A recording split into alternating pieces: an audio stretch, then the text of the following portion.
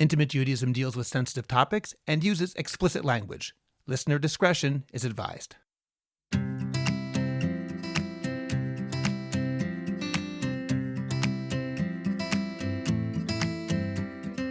Welcome to Intimate Judaism. I'm Talli Rosenbaum. And I'm Rabbi Kahn. Today we are addressing a very important issue, namely the question, will I marry the right person?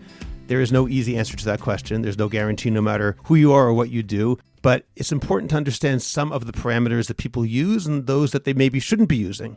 And Talli, we also talked about doing a follow-up episode, did I marry the right person? Which is obviously a very different question and a different kind of issue that people have to deal with as well. Absolutely. We'll get to that conversation in just a moment. First, check out our website, intimatejudaism.com, for the full podcast archive, show notes, a free men's mikvah checklist, and more. Subscribe to Intimate Judaism wherever you get your podcasts, rate and review, and please leave a comment. We're working on additional projects so that Intimate Judaism can expand our reach further. So please tell people about Intimate Judaism, share the podcast, and that way we can continue to grow our audience and hopefully have a positive effect on the Jewish people. Talli, before we begin our main conversation, I want to mention the first two examples of Jewish weddings, so to speak, in the Torah. They're right around this time of year. We read them in Parshat Chayisara and Parshat Vayetze. The first one is when Yitzchak marries Rivka, and the second one is when Yaakov marries Rachel and Leah. In the first case, Yitzchak marries Rivka without ever having met her. She was chosen for him exclusively because of her family background and, according to our sages, because of her kindness or chesed. And unsurprisingly, the Torah says that Yitzchak married her and then loved her afterwards. It does say he loves her. It's the first time we see a husband and wife explicitly loving each other in the Torah, but it says he loved her after he married her. In contrast, Yaakov married Rachel after falling in love with her over the course of a month. He meets her, falls in love with her, and after 1 month tells her father Lavan he will work for 7 years in order to marry Rachel, already saying that he loved her. She also was chosen because of her family background. The entire reason that Yaakov, when running away from Esav, went to Haran, to Lavan's house, was because he wanted to find a wife there, and his mother and father told him to find a wife there. So background mattered here as well. But here, he chose his wife from the two options, Rachel, rather than choosing Leah. Once again, even though he ended up marrying both of them, which is a different conversation, Yaakov loved Rachel before he married her. If you want to go and take it perhaps beyond what Pshat is saying and apply it nowadays, we can say that Yitzchak married Rivka after seeing her one time, and Yaakov married Rachel after dating her for 7 years, 1 month, and 1 week.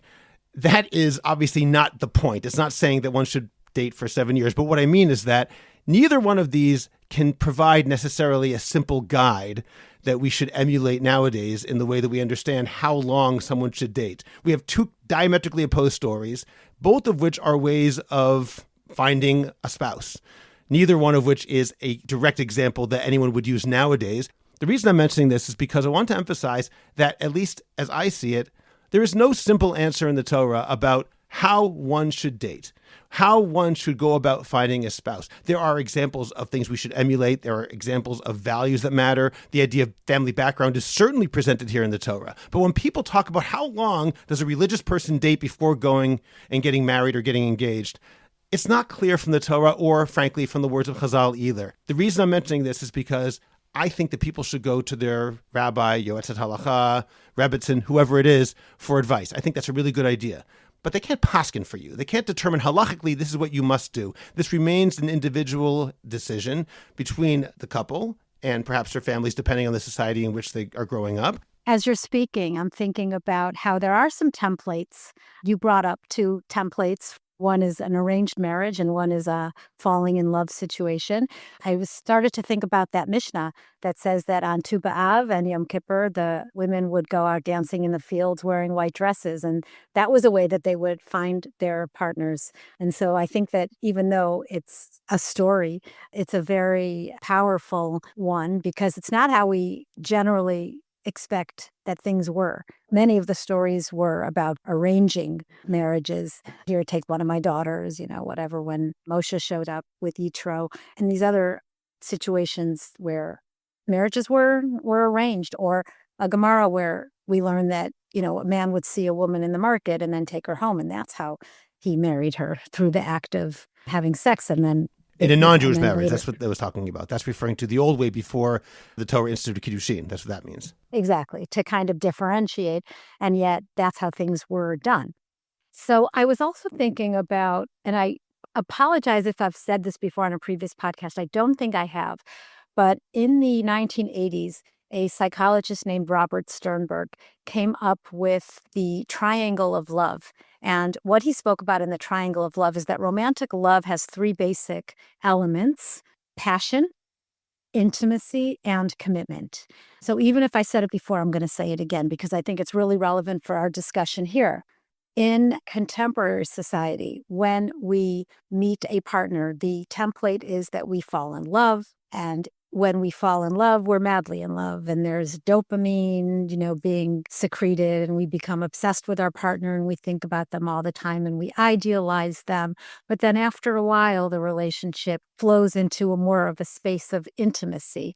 This is when we no longer idealize our partner. We've seen them in different sorts of interactions, sometimes angry, sometimes conflict, and yet we still love them. We want to keep the relationship going. And if the intimacy stage continues, we go into the third stage, which is making a commitment.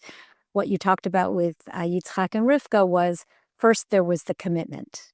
And then there was the passion, because they met, they got married, they were together, he loved her, and after he made love to her, and then he loved her.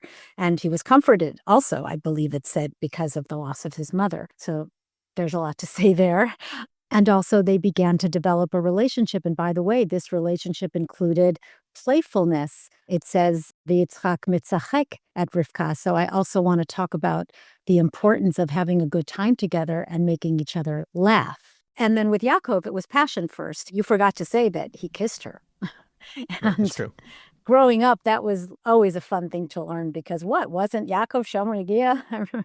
We would ask that question all the time. So Yaakov loved Rachel. He also first, married two and sisters, which itself is also forbidden from the Torah later on. thank goodness for that. And then there was also intimacy. Obviously, there was a relationship there because there were signs. What does that mean that there were signs? That Rachel gave Leah the sign. So obviously there was an intimacy between them, so that she would not be embarrassed, so that she could kind of collude with the deception. I don't need to repeat the story, right? We all know that Yaakov was given Leah deceptively instead of Rachel. And then, of course, the commitment. So that's just something that I like to throw out there to demonstrate how there are many different templates, even now. Some couples are friends first, and then it turns into something more romantic after being friends for a long time. And some couples, it takes time to get to that feeling of commitment. And some couples commit right away. And certainly, you're right, there's a social background to this. In the more Haredi circles, there's a lot less getting to know each other. In the Hasidic world, you have a basho, which is when they meet each other. It can be like 20 minutes to an hour, or 1, 2, or 3 at the most meetings before you have the vort and close on the deal. And in the yeshivish world, there's also a general understanding that there's somewhere between 5 to 9 dates, something like that. And in the more modern Orthodox circles, a couple can be dating for up to a year, even, or more. Often it can be anywhere from 3 months to 6 months. It really depends. So we have a lot of different templates for the building of a relationship. One thing that halacha does demand is that they must see each other beforehand because of the din of ve'ahavta l'reacha kamocha, which means you have to love your neighbor as yourself. And we say that if they don't see each other, which to us sounds obvious, of course they see each other, but in the world of arranged marriages, it wasn't necessarily obvious. So Chazal say they have to see each other. They have to meet at least before the wedding, because if this is not going to be someone they're attracted to, that's going to be a problem, and they won't later on be able to fulfill that din of loving each other. So this concept of a marriage as a purely pragmatic partnership that does not involve love is not a Jewish idea. We certainly say they have to have love. In the two paradigmatic stories I mentioned in the Torah, both of them explicitly involve love. And in the halachic necessity of seeing each other before the marriage, it involves some sort of love, however we exactly define that term. At the same time, in terms of how many times they should go out, yes, in the Hasidic world, they'll see each other only a couple of times before they actually get married. And it's not for me to say that's not a good idea. If it works, then do it. I don't necessarily know that in the secular world where people will be going out for much, much longer than in the more religious circles, I don't necessarily know that the marriages there last longer or are happier or are better in any way. Maybe they are. You might have more information than I do about this, but I don't know if one works better than the other. I would say, however, that unless someone is in a culture and grows up in a culture where you only see each other 3 times or 4 times, I can't personally understand that. But again, I can't critique it because it's not my culture. If you're not in that culture, though, to do that, if someone, for example, is a Baal Tshuva and joins in, I think that's a very dangerous situation because now they're mixing 2 different things. It's like kilaim, forbidden mixtures. They're taking the culture that they grew up in, which would say you have to really know the person. They have certain expectations of marriage, which also come from their culture. And now they're moving into a culture where that is simply not the expectation. And that clash, I think, will cause real problems. Look, I don't want to kind of get into a conversation too much about how the Hasidic world does their matchmaking, because I think that the important component here has a lot to do with a feeling of agency and autonomy for the 2 people getting married. In the Hasidic world, it's very much one of those areas that require a lot of trust. You kind of trust your parents in this, and it's less about the cultivating of a relationship with different people and then finding out, and then looking for the person who you have cultivated a relationship with. The criteria for matching people together, they're definitely both technical and personal, but they're not done through, well, let's, date for 3 months or 4 months or 5 months and see if this works out. It's more based on what the parents or the shadchanim involved believe will be a good match.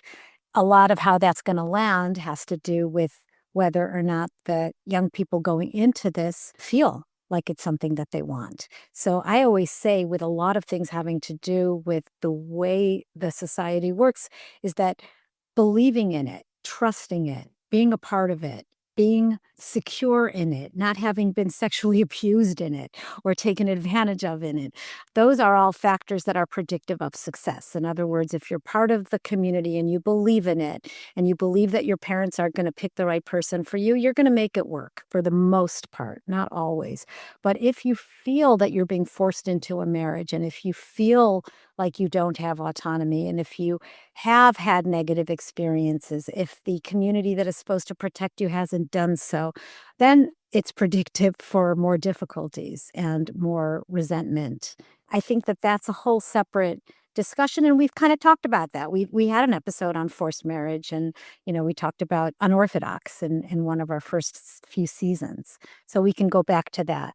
But that's not really our discussion today. Then let me ask you a question, Talli, because I'm curious about this. When I'm thinking about the difference between the way things happen in, let's say, the Hasidic or Yeshivish world versus the way they happen in other segments of Orthodoxy, or frankly outside of Orthodoxy or outside the Jewish community altogether, is part of this, and I don't know if this is something which you know just from your extensive experience in counseling people, is it not only a matter of what the expectations are in terms of going into the marriage, but also expectations of what a marriage is. In other words, if I'm going to meet my potential spouse only 2 times before we get engaged, or less than that, is it also perhaps based on the idea that a marriage in that world might be seen as something very different than it is in the more modern Orthodox world? In other words, if I'm expecting less of a romantic relationship and more of a different kind of relationship, I'm not saying that's not good. I'm just defining it differently. If my understanding of marriage is largely predicated on what I watch on TV, what I watch in movies, or what my parents had, or anything else positive or negative out there, I might come in with a very different expectation and need a different way of preparing. If, on the other hand,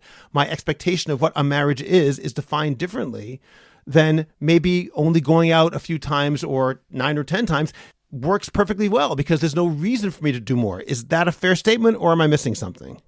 Well, it's a fair statement, but I'll tell you what I think you might be missing, or maybe the communities might be missing, the ones who are looking at certain variables as being important for marriage. What they might be missing is, what are the Jewish values about what's important for marriage? What do we learn from our texts around what marriage is supposed to be? When we look at the Sheva Brachot, we're supposed to have friendship. Gila, Rina, Ditza, Chedva, Ahava, Achva. We're supposed to feel a lot of the connection, of the mutuality. We're supposed to have respect for our partners. We're supposed to have loyalty, commitment, shared values. Sometimes I feel like if you want to model your marriage either by, okay, you're a boy, you're a girl, you'll learn everything going in, and marriage doesn't have to be a romance, and you have the male roles and the female roles, or you have your friends that you can talk to, then fine. But I don't even think that that's how Jewish marriage was ever meant to be in the first place. I think we know how Jewish marriage was meant to be because we have a lot of beautiful comparisons between God and the Jewish people, and that you're bound to this person, you're committed to this person, and that really does require loving and caring and creating something very strong, creating a very strong bond. I'm glad you mentioned Sheva Brachot. They appear in Masechet Ketuvot in the first parak, in the first chapter there. I'll mention the one before the one you mentioned. You mentioned the last one. I'll mention the sixth of them, which is Sameach Tesamach Re'im Ahuvim Kesamechecha Yitzircha Began Eden Mikedem. Give joy to the beloved companions as you gave joy to your creation, namely Adam and Eve, in ancient Gan Eden, Garden of Eden. As I understand this, why do we know that Adam and Eve had joy? It never says that in the Torah. We don't know that they were happy. Before I talked about the paradigmatic example of Jewish marriage, this is paradigmatic marriage for all of humanity. Adam and Eve were literally two halves of one whole. They were one person that was divided into two and found each other again in order to avoid, in God's words, loneliness. This idea of finding your other half and bringing them together is the ultimate source of happiness of a marriage. The sense of you're not just coming together with somebody with whom you have something in common, you're literally finding your other part. You're finding your missing piece. At least for the husband, we can describe it like that. Whether the wife is finding a missing piece is a different question because she is a whole piece who was taken out of Adam. But leave that aside. The point right now is that two halves of a whole are then brought together to become something that is greater than the sum of its parts. And because of that, if we have to look at what the texts say, what Chazal say, based on Sheva Brachot, what our liturgy says, what marriage is, to have it as some sort of practical, pragmatic relationship is missing the point of you are now creating a new whole, which is literally your missing piece. Well, there's two aspects to that. There is the aspect of chatan v'kala. There's one bracha that ends with chatan v'kala, and there's another bracha that says chatan im hakala, the chatan with the kala, meaning that there is certainly the unit that we want to very much value, like you said, two parts of a whole, and they're two people in a marriage, and they make up a designated unit. But there's also the fact that they're two individuals, and they each retain their individuality in the marriage. And that really is the concept of differentiation, which is a very, very important concept in a way that really values that you are two separate people. You're not one unit. And that means that you will hold different ideas and different opinions and different desires. But the beauty of marriage is the way that you can interact with those differences, the way that you can work around those differences, the way that you can show respect for each other's differences. But the entitlement to the differences remains. I think that's really interesting because if we look at Adam and Eve, again, using that paradigmatic example, God says it's not good for Adam to be alone. I will give him a helpmate. According to Chazal, at least according to certain traditions, it was not only Adam's rib, was actually something else. Some say it was actually that Adam originally had two faces. It was one person with a front and a back, two faces, each facing in a different direction. And why was he lonely? It's two different people, but when you're completely united into one person, that lack of differentiation is a problem. That's why before I said, and you said the same thing, differentiation is so important. The whole is greater than the sum of its parts. By separating them, giving them individuality, and then bringing them back together to become, again, one flesh. You say, what has been gained? Well, that differentiation is exactly what has been gained. If you're exactly the same, if there is no conflict, if you agree on every single point, then what's the point? You may as well just have stayed one person all along. You may as well stay alone because you're just one person. If, however, you can come in with different experiences, different thoughts, different personalities, different ways of seeing the world, but at the same time having a common value, which we should talk about as well, what does bring them together, what does make them the same. I would say it's those common values and something that meshes in their personality because they really are two halves of the whole. Then you have something which is greater than the sum of its parts. Yeah, beautifully said.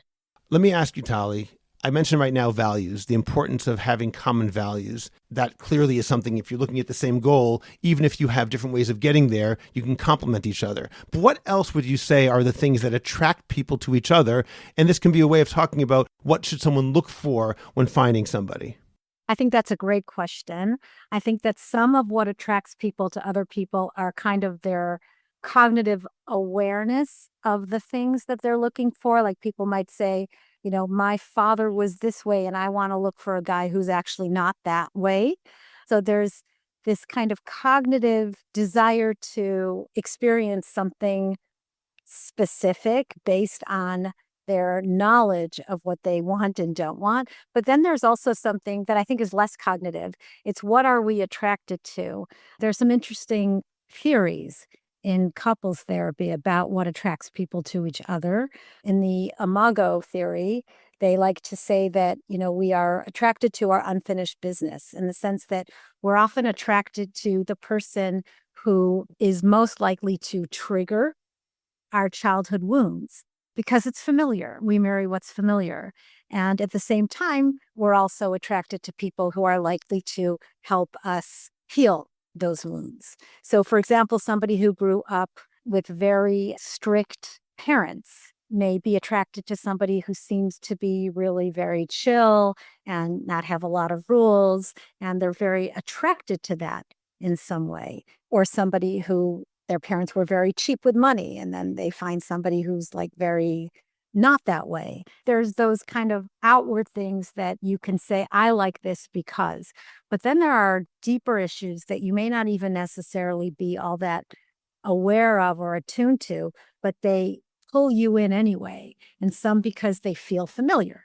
They feel like something that you are kind of used to. And by the way, any of these characteristics, whatever you want to call, whether you are attracted to somebody who's rigid, or you're attracted to somebody who's dramatic, or you're attracted to somebody who has a lot of vitality to them, there's always going to be another side to the coin. The thing that you're most attracted to is also going to be the thing that's going to drive you crazy at the end of the day. So if What do you you mean? are well, let's say you're attracted to somebody who has a lot of integrity, is very loyal. You can always count on them to be on time. And you're attracted to that because that wasn't your experience growing up. Let's say, you grew up in a chaotic environment. And so you really like this guy who, comes and picks you up on time and is always very consistent, and you can really rely on him. But then you find out that he's rigid. You want to go to this place and no, I don't want to go. There's like anxiety that's living there that is contributing both to the loyalty, but also to standards of exactness that feel constricting. So there's a lot of different examples of that come up when people learn that the thing that they kind of really liked about their partner in the beginning, or the vitality. Let's say you grew up in a home that was really rigid and had a lot of very strict rules. You're a guy and you meet a woman who seems to have a lot of vitality to her, and he's really fun, and the dates last forever, and you fall in love with that. Okay. But then after you're married, your home has no structure, and she's got ADHD, and it's just like very hard to organize your lives. So a lot of times I see certain types that get attracted. We often look at attachment styles in our work, but we talk a lot about the anxiously attached and the avoidant attached, often getting together in relationships. So there'll be a guy, let's say, usually it's a guy, it could be the other way around, but let's say you've got the guy who's really quiet and closed and shut down, and he's married to a drama queen. And they drive each other crazy because she's full of drama and she runs hot and cold, and she's very highly anxious and demanding, and he's in his cocoon, and it drives her crazy.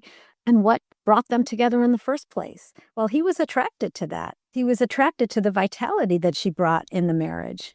I'm finding this fascinating, but I want to know if that's a red flag or something that it's fine to deal with and that's inevitable. In other words, if the thing that makes people attracted to each other is the very thing that later on may either trigger them or drive them crazy, does that mean that a person should be on the lookout and say, you should look for something that, even though you think you're attracted to, for example, the person who grows up in a rigid household, loves the free-for-all, the vitality in that, but then when they're married, it's going to drive them absolutely crazy? and you should say, you know something, the problem was you thought that's what you wanted, but in reality, it's not what you wanted? Or is it, no, you're going to require that because you do want to escape from what you learned growing up and what you experienced growing up, and you're going to have to learn how to deal with it. My question then, Talli, really is that a red flag? Or actually, it's no problem whatsoever. Just be warned in advance, you're going to have to deal with the reality, and it's not going to be quite as passionate and fun for all and problem-free as you expect. It's not a red flag, nor is it no problem whatsoever. I think nothing needs to be, I mean, there are things that are certainly red flags, but I think the more you know going in, the more you understand about your relationship, the more you are mature enough and aware enough of your own self and the kinds of things that you want and need and feel. You have to know yourself, and knowing yourself and knowing your partner and being able to talk about these features about each other and how they land for each other, having had to resolve differences, resolve conflicts within the relationship before. The fact that people can get engaged without even having had an argument or having something that they need to resolve, that's really difficult, because you really don't know the person. You're only in the idealism stage where you only see the best parts of a person. And so when we talk about, did I marry the wrong person, I'll attach an article about how we create the relationship. There are a lot of people we can marry, and we can create the relationship with the right tools. But sometimes we really get married way too soon for different reasons. And certainly things like feeling pressured or feeling like all your friends have gotten married and you need to get married and there's no real reason. There are a few things I want to say that happens in yeshivish communities. I don't know how much it happens in modern Orthodox communities, but just working with people, I have heard the following things said. Okay, one, you don't break up unless there's a reason to. If there's no reason to drop the shidduch, you continue on. And so people have gone on 6 dates, haven't found a compelling reason to break up, and then get married. Well, those compelling reasons turn up afterwards, because 6 dates is really not a lot of time to get to know one another. It's also working with an assumption of the chazaka is you're going to get married. Unless you have a reason to break up, that's what's going to happen. Right. But it also kind of devalues the gut feelings. In other words, sometimes you just have a feeling that it's not it. You just don't feel attracted, or you don't feel the energy, or you don't feel excited. You don't even know what you're supposed to feel.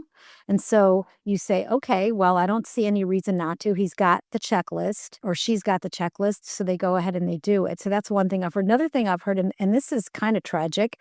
I had someone tell me that she was told by her teacher that there's a special zchut if you marry the first guy that you date. And since she was a very high achiever, she married the first guy that she dated. And it was a pretty disastrous marriage. At least she got the zechut. Oh, okay. So for what it's worth, I think that we really do want to encourage the building of a relationship. And we want to encourage that people who want to marry each other are able to communicate well with each other. They're able to resolve conflict. They feel compassion and empathy and care towards one another. They feel attraction towards one another, whether they're shomer or not shomer. If they're not shomer, okay, but if they are shomer, it should at least be difficult for them to be shomer. Another alarm bell is, I don't even feel like it's hard. I don't even want to touch the other person. I mean, there's something missing there. If it's not difficult, the attraction should feel like a pull. It should feel like you want to touch that person. You're waiting for that moment. You're thinking about it. You're fantasizing about it. You're excited about it. That's a feeling that should be there before you choose to marry that person. You said a lot of interesting things now. I have a few questions to ask you. I want to go back to something you said a few minutes ago about knowing yourself. I really wonder how many kids, we're talking about often people who are 19, 20 years old, maybe they're 24, 25, maybe they're even older. Very often they don't know themselves. They may not even know what that means. So when you say you have to know yourself, like what exactly does that mean for most people, and how can they achieve that? Like, I'm not sure if my kid said to me, it's important for me to know myself, what does that mean? I would say, I have no idea. So what should a person do in order to achieve that? Like what kind of knowledge are you talking about that they should have about themselves in order to go forward? And the reason I'm asking this question specifically is because when you said before, I'm talking again about that triggering issue, about finding things that actually are the opposite of the way you grew up. You might think, you know yourself, I really want this thing. But deep down, you don't realize, because you just don't have the life experience to realize ultimately that's going to cause you problems, or at least cause you anxiety or drive you crazy, in your words. Some kids get married at 19, at 20, and the truth is that it's fine. It really is fine. They grow up together, especially young people that maybe they were boyfriend, girlfriend in high school. So it wasn't as though they chose the person to get married to. They just grew together. And we do see those relationships. So I don't want to get caught saying you shouldn't get married too young, because people do get married young, and those relationships sometimes develop into the most beautiful, long-lasting relationships. It does happen. But the truth is that there is a big difference between knowing yourself at 19 and 20 and knowing yourself at 24, 25. There's a big difference developmentally in those few short years. Those are very, very important years also for physical brain development and for the development of your sense of self, your sense of values, how you want to contribute to the world, how you want to differentiate yourself from your family of origin. So really, the age that you are at 24 and 25, after you've done some studying and some traveling and maybe had some relationships and had some breakups and kind of found your place as a young adult, is very different than when you're emerging into adulthood at 19 and 20, where you're curious and you're learning and you're testing things out, but you don't really know yet where you land. I think we talked about this when we did an episode on when one partner is not religious anymore, when one partner goes on his own derech or her own derech, and how that can make sense, because when you get married so young, you don't know yet where you're going to land. You asked about knowing yourself. So I think that's an excellent question. And I really think it has to do with having a strong sense of self and being able to be assertive about your needs and wants, about being able to have what is called theory of mind. Theory of mind is the ability to both understand where you're coming from, but also understand where the other person is coming from. In other words, the ability to go into someone else's shoes and look at a conflict or look at a situation from their perspective, to be able to not take things personally and not kind of believe that everything kind of revolves around you, which is normal childhood narcissism. You know, children really don't see the world through the eyes of other people too much because they're children and they look at their parents as caregivers to them. At a certain age, we begin to look at our parents as human beings who have their own processes and their own experiences in their own lives. And we begin to understand that, oh, my mother's, let's say, tired, and that's why she's cranky, and not because she's mad at me, right? And not because I did something wrong. When we're a child, we might tiptoe and be really careful because we don't want to get in trouble and we don't want to make our parents in a bad mood. Why? Because if our parents are in a bad mood, we won't get lunch. So we have to survive. We're creatures of survival. So as we get older, we have much more of an ability to see people in looking at their perspective. And I think that that's a very, very important trait to have, and also to make sure that your partner has the ability to say, I feel this way, but I can really understand where you're coming from. I can really understand what it is you're feeling. If you haven't gotten to that level, or you haven't experienced that that person can really understand you, then perhaps the relationship needs more time. Okay. Thank you for that. I'm going to move on to something else that you mentioned. You talked about gut feelings, if it doesn't feel right. And I know there's no easy answer to this question, but there's such a thing as having it just feels wrong and there's nothing wrong at all. I just have cold feet. How would you recommend a person differentiate between an authentic feeling of there is something here that is missing, even if I can't exactly articulate it, versus a generalized fear of commitment, which is not quote unquote real? It's something which should not be taken too seriously because it's going to come up no matter who that person finds as a potential spouse.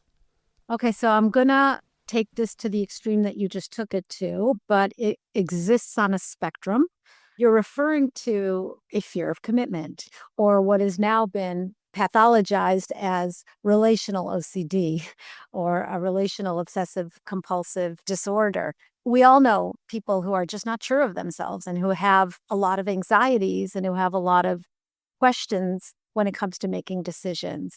And in those cases where you find that time and time again, you get into a relationship And then you kind of fall into this loop of how do I know? And what can I be sure? And what if there's somebody else that's better? And what if I marry the wrong person? And what I think that it's important to seek help because this can be part of a larger experience of just not being sure in general. It's not just the relational piece. But I think if we go to the other end of the spectrum, a healthy amount of skepticism or a healthy amount of questioning or a healthy amount of wondering is exactly that. It's healthy. We don't want to be too sure in the beginning. We want to take our time and we want to explore and investigate and kind of hold the different parts. The different parts being some feelings, some attachment. I think we have to recognize that we're forming an attachment with somebody. And some people will feel a connection right away. And for some couples, it takes time to feel attached. And the question around whether to continue, should I keep going out with this person? It really depends. It's also very different when you're very young. And to be honest, when individuals get into their later 20s or their 30s, they begin to wonder if some of the criteria that would have been important to them when they were younger are that important anymore. And that's also completely legitimate to say there was a time that I wouldn't have dated someone who, but today I would be willing to date someone who, because, maybe I'm beginning to worry that I won't find somebody or I want to get married already, and those are legitimate. Chazal do say that 40 days before the creation of the fetus, a voice comes out of heaven, a bat kol that says, this person is destined for this person. There's this idea that every person has one spouse out there who is right for that person and nobody else. This is actually sort of the opposite of what you said before with that seminary girl who was told that it's a zechut to marry the first person you go out with and then disaster ensues. This is the other side, which someone can say, there's always somebody who could be better. This can't be my bashert because I think there's someone out there who is even better. This is a different type of commitment problem. It's the feeling that how could this be the right person if there's always one person out there? And I'm going to suggest something, and I'd like to get your take on this, Talli, that we should not be thinking like that. Meaning, Klape Shmaya, in the heavens, in God's view, there is one person for every person, and that's the way it goes. And whoever you marry, I guess that's the person. But from our perspective, if we think like that, we are going to force ourselves into not ever getting married or not ever being really able to not look over our shoulder and say, oh, the real person was somebody else because this isn't perfect. Is that true? That people can fall into a bad place by thinking in terms of bashert, of I must find the perfect person, because that implies that there is a perfect answer to this question. In different terms, Talli, I find that not only when it comes to this question, but in many questions, people are often looking for, quote unquote, the right answer. And sometimes the answer is there is no right answer. There are multiple right answers. Or maybe sometimes there are multiple bad answers and you have to choose the least bad answer. In some situations, looking at it as if there is only one right answer is a reason that people actually get paralyzed. And I'm wondering if that's a problem here as well. I think that the people who have a choice, meaning that they're looking for their person and it's not an arranged marriage, don't necessarily believe that there's only one person that's the right person for them. I think that we understand that you make your bashert. That story you told is an agadata, and it's a beautiful one because it allows us to feel secure that whoever we marry, we could make that into the right relationship given the tools and the investment that we put into the relationship. Yeah, I agree with you. I like to think of it in terms of quantum mechanics. Quantum mechanics is this idea that a particle has no definite position, and once you observe it, that becomes its position. The fact that you observe it makes it so. In the same way here, I would say, you know who the right person to marry is? The one you married. Don't worry about it before the fact. After the fact, that chose who's the one. Right, and work on your marriage and make it into the right person. And also recognize that sometimes it's not right. I think we need to also look at the fact that sometimes marriages don't work and that divorce is not a failure. There's a way to deal with a marriage that isn't working, although it is still a tremendous crisis and it's a tremendous loss. And it requires a great deal of processing and a great deal of deconnection and disconnection and all that happens in divorce. It's always very sad when there's a divorce. I think that we need to also look at the ability to get divorced as something that's there for a reason. In halakha, just to further that idea, there actually is an idea that divorce is understood, at least, I'm not going to get into this in detail right now, but in certain elements of Jewish law, it's not seen as, oh, this was the wrong person. It's that it was the right person then, and now it's the wrong person. And the fact that it was the right person then, it remains the zivug rishon. It still remains the person that you married. It doesn't mean that you weren't married. It's not an annulment. You were married. I don't know why it happened, but ultimately we don't say that therefore it was necessarily wrong. Halacha doesn't say, oh, you made a mistake. We can sometimes give ourselves a little bit of forgiveness when it comes to that and say that it's not as simple as you married the wrong person. Getting back to our main topic in terms of will I marry the right person, can you talk about more subtle things that a person should be wary of? Maybe we'll call them subtle red flags, something which is not obvious, but something which a person can look at and say, that makes me nervous. Can you give some advice? What are the kinds of things that a person should say, if I see that, maybe it doesn't mean break it off necessarily, but it might mean you better investigate this. So I'm going to talk about more of the behavioral ones. If you find that your partner, whatever, the guy that you're dating or the woman that you're dating, doesn't really have any ability to validate you, is constantly on the defensive, or you don't feel safe with that person. There are ways to feel safe with a person, and there are ways that you might not feel safe. If they're not honest, if more than once you've kind of felt gaslit in a sense, like that something happened and they keep convincing you that it didn't, and you're starting to feel crazy, then that would certainly be a red flag. If they're in any way abusive, obviously, if they are critical in a way that really puts you down, if they stonewall you for long periods of time, healthy people don't want to be in unhealthy relationships. And so if you're feeling that you're in a relationship where you're constantly feeling either afraid or tiptoeing around on eggshells, worrying about what your partner's going to say or do or think, you might wonder about that. If the partner shames you, if you disclose something and they expose it, something that's very vulnerable, or you tell them something vulnerable and then they use it against you in an argument, they throw it back in your face. Those to me are, not good mido. And I would be concerned. And also, are they coercive, whether it's physically or otherwise? Are they controlling? Are they overly jealous of people that you hang out with? Do they want to demand all of your time? Do they personalize everything and make it about them? Are they manipulative? There are so many kind of red flags in the dating process. And I'm sure that if I forgot any, we can hear from our listeners, because some of you out there may have your own experiences that you will want to make sure that we know about. Let's talk about looking at the same goal, as I mentioned much earlier in the podcast, people having the same basic values. I remember when I was in freshman psychology in college, it was freshman psychology, so take it for what it's worth. But I remember they say people think that opposites attract, and that's not really true. In actual fact, people might think that they're opposite, but the things that they're opposite are really within the larger rubric of being the same. He's interested in all these outdoors activities where I'm much more interested in playing basketball or ping pong or whatever. And you say you both like sports. Come on.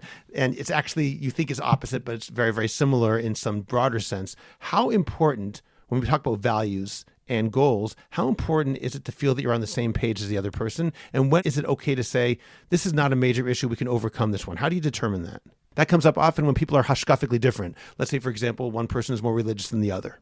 So if one person is more religious than the other and the couple still wants to stay together, it's because that there are other variables that are outweighing it. In other words, what are those other variables? If those other variables are, let's say, a very strong sexual desire, and that's the only thing, and other than that, they're going to deal with these differences all the time, and there's no good template for resolving arguments, or they're engaging in magical thinking, which is the person will become from after we get married or whatever it is.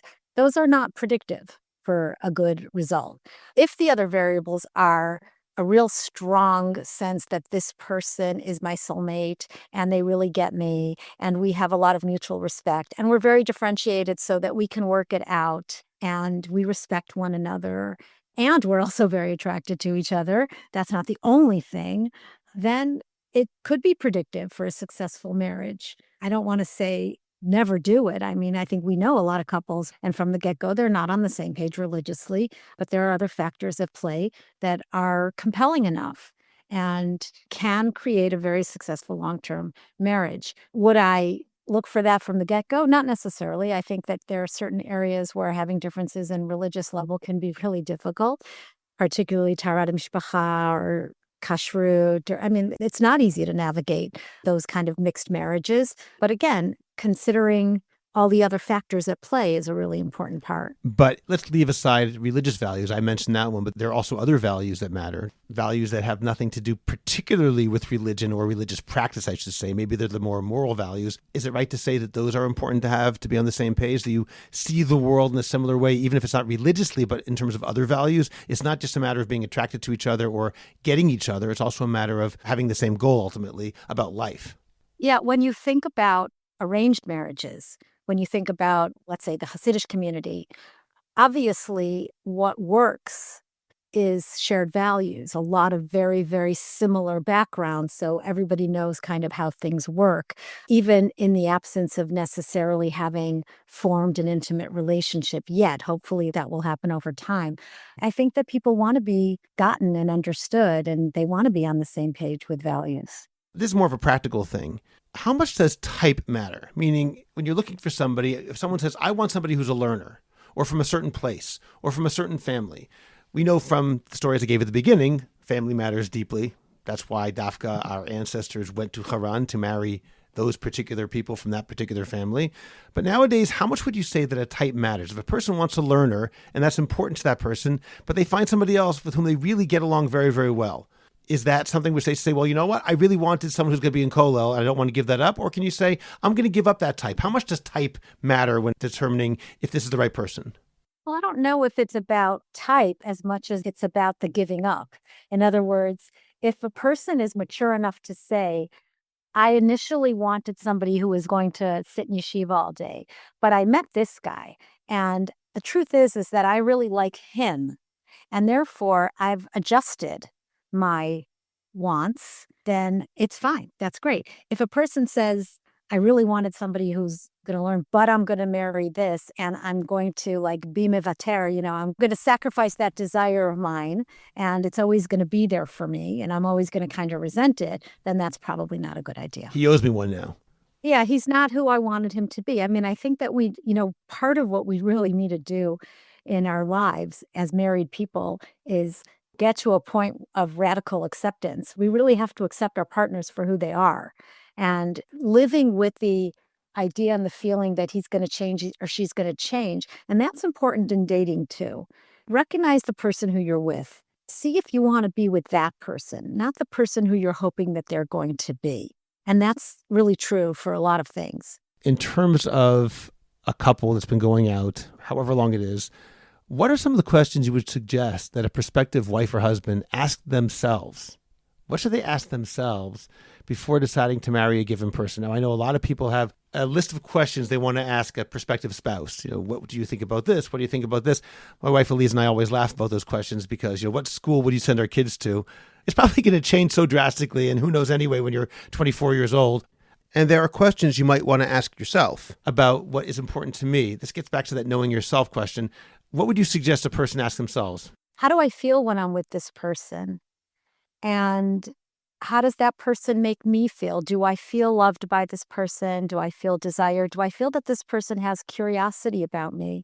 Do I feel safe? Do I feel that I can share my vulnerable feelings with that person and that they're not going to expose me? Do I feel accepted? Do I feel validated? I think that those are questions to ask yourself. How will I feel with this person if I was in conflict with them? What does it make me feel when I'm in a conflict with them? Do I feel unsafe or do I feel like it's okay? We're just not agreeing on something and we can talk about it. Do I feel respected or do I feel shamed? Do I feel devalued? I think that these are important questions to ask. But Scott, you asked about how you should feel with your partner. I also would ask how they interact with the people around them. What are their other relationships like? So it's not only about how I feel about my interactions with this person, but how do they interact with the world? What are their friendships like? What's their behavior towards waiters or service providers when you're out on a date? How do they act with their family members? But I also think it's important to ask your potential partner questions, that you be curious about them. What's your childhood wounds? How am I going to trigger you? What are the ways in which I should speak to you that aren't going to be triggering for you? I think we want to know this about each other. Now, we don't always know that about each other going in. Sometimes that's a process that can take time. But sometimes I see couples and they really haven't learned the basic tools for how to respect one another, how to even have conflict in a respectful way. I mean, sometimes I see couples do that, and at least as far as I can tell, they love each other very much. And the way I sort of say it as a joke is that's just the way they say I love you to each other. It doesn't mean it's necessarily healthy. Yeah, no, it could, listen, we all go into our primal brains when we're in the stress response, and people do fight and people do slam doors and people do have their moments of not being in wise mind. And certainly, as long as you go back and you do what you can in order to recover from that, I think that's okay. That's going to happen in all marriages. I want to say one other thing about respect. A lot of times couples will come in, often it'll be the guy who says, "She's not respecting me, she's not respecting me." This is more yeshivish couple. And she'll say, "Well, why should I respect him? There's nothing to respect here. He's not getting up, he's not going to kollel, he's not doing what he's supposed to do." Now, sometimes what happens is that in the shidduch process, a very quote unquote good girl, like a kind of square by the book girl, is put with a guy who maybe is from a family with a lot of money, but he's like a total player, and they're put together because the thought is that she'll straighten him out. And often I feel really bad for both of them because he's having no fun at all with her, and she really got duped in a sense because she thought she was getting this top guy, they call it top guy, and he really just wants to have fun. I sort of understand what they were thinking. The parents or the shadchanim that put it together, they were thinking, okay, this is a top girl. She's going to straighten him out. Oh, yeah. I think this might be an episode that people will write in about or say, why didn't we talk about this? Or why don't we talk about this? I think there's so much to talk about. And so I'm aware that we haven't covered everything. So for everybody who say, well, why didn't you talk about this? Or why didn't you talk about disclosures? There's a lot to talk about. We don't have time for everything for this one episode. Let me ask one final question, though. Given that this is intimate Judaism and our normal topics surround this particular issue, you mentioned before it's important that they be attracted to each other, that if they're shomer negia, that they at least really have the desire to touch each other, to be intimate with each other. So how important is being, quote unquote, really attracted to the other person? In other words, what I'm asking is this. It's one thing not to be repulsed by the other person. They have no desire to touch that person. But does it matter if a person is very, very attracted or, yeah, it's fine. Yeah, they're attractive. Like there's obviously a big space between those two things. I'm going to say that your question reflects something that isn't so much about whether or not I'm attracted, but it reflects the need for communication. How do we talk about our attraction to each other? How do we talk about what physical interaction is going to be for us, how it's going to feel, what do we feel about it, what are our plans for after we can start touching, what are the expectations? I think that we need to be able to normalize couples talking to each other about these things in an open way. I have one really sad story about a couple, I would say a Hardali couple. Okay, Dati Lumi Haredi, like more on the Torani spectrum, but Sioni, an Israeli couple. And the woman was particularly worried about the wedding night, not because she didn't feel attracted to her husband, but because she had some reasons to believe that it was going to take her some time to warm up to the whole idea. And she wanted to talk to him about it. And he said, I don't know if we can talk about this. And I'm going to ask my Rav, and halachically, I don't know if halachically we're allowed to talk about intimacy before we're married. So he spoke to his Rav, and his Rav said, no, you're not allowed to discuss intimate details, or you're not allowed to talk about intimacy before you're married. Needless to say, they didn't talk about it. Needless to say, it was a disaster. when there are values around not talking about it, there are some consequences to that can be very painful. Okay. Well, as you mentioned a few moments ago, Talli, there's a lot more to talk about. We're not going to pretend that we have exhausted this topic. Maybe we'll do another episode for some of the issues that we did not get to. If you're listening and you say, hey, how come we didn't talk about that? Write to us and let us know, and then we'll try to include it in a subsequent episode. Sounds good. Okay, well, thank you, everybody, for joining us. We hope this was helpful. Make sure to go to intimatejudaism.com for the show notes, which will include that article that Talli referenced earlier. Make sure also to subscribe and share Intimate Judaism. Tell people all about it. And thank you for joining us. Bye.